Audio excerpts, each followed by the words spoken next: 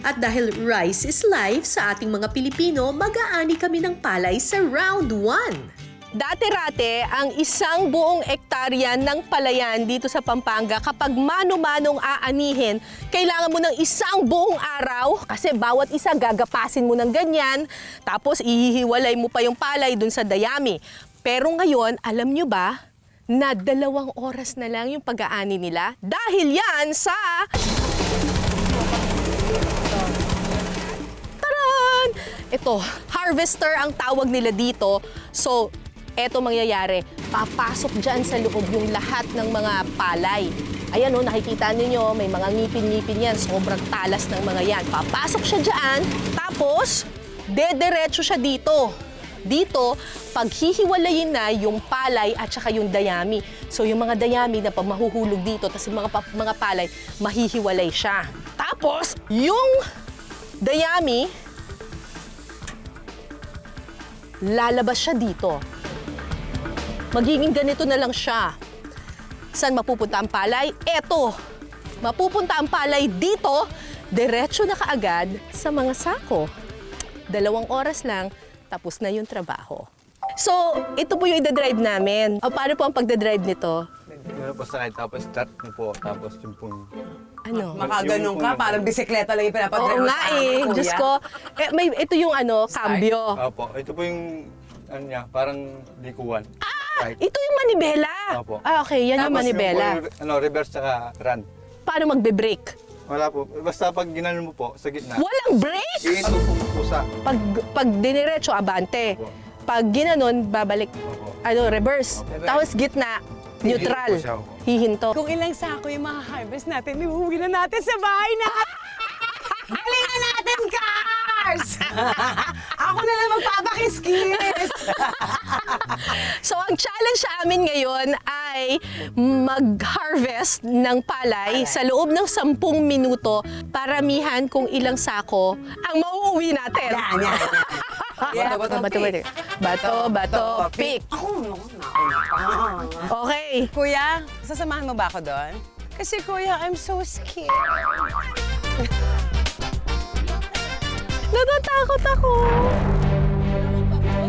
Kaya I'm so scared. Kuya, wait. Ready ka na ba, Wilma? Ang init pala ng upuan nito, nakakano? Kuya, ako na-stress. Round 1, simulan na. Saan ba ako kukuha doon pa? Yung green, pwede na kuhanin? Mga sitaw yun! Ay, hindi ba yan? Sorry. Buti siya. Kuya, ganun mo ko, turuan mo ko. Let's go! Oh my God! Hoy, umawa ka dyan, Kara David! Paano pag ganito? Opo, Pag hindi ganito? po lang. Pag ganito? Opo. Anta na to? So, ang trabaho ko dito ay magsako ng mga palay.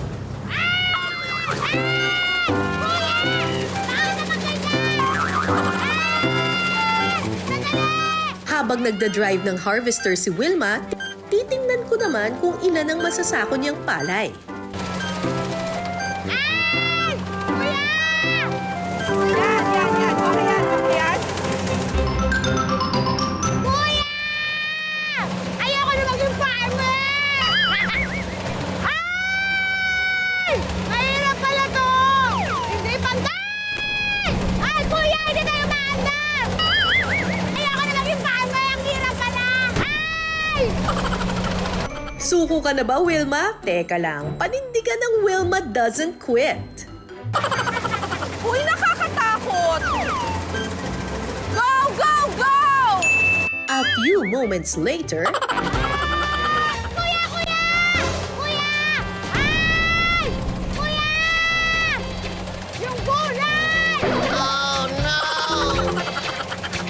Kuya, tayo dumaan! Kuya, yung kalabaw! Baka ma-harvest! Ay! Kuya, yung kalabaw! wow! Oh my God! Ang dami! Time is up! Nakakatakot! Ilang sakong palay kaya ang nakuha ni Wilma? Yan! So ito ang nagawa mo. 2 sako and this one. Amazing! 2.5 sako ng bigas ang na-harvest ni Wilma. Ilan naman kaya ang makukuha ko? Simulan na ang pag-aani. Ay, teka, wait lang! Ano nang gagawin? Aandar na? Bye, guys! Ay!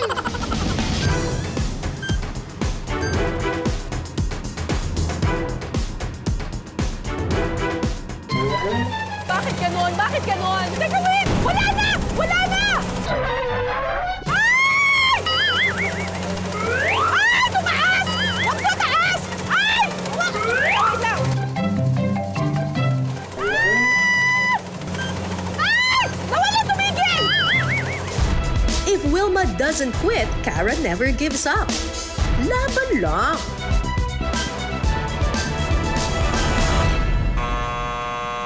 Grabe! Saya to, oh. Aray! Isang sako lang ang nagawa ko? Yes. Oh my Baka mas God! maganda yung nadaanan ko. Sino ang mananalo sa round 1? Abangan mamaya. Alam mo, Cars, not for anything, mas marami ako na-harvest kaysa sa'yo. Oh my God! Grabe! Saya to, oh. Aray! Isang sako lang ang nagawa ko? Yes. Oh my Baka God! mas maganda yung nadaanan ko. Sira. Talo ko Hindi, siya. kailangan pang ilagay ibaba. Kasi bubuksan pa. Magkakalaman kung sino ang maswerteng mag-harvest.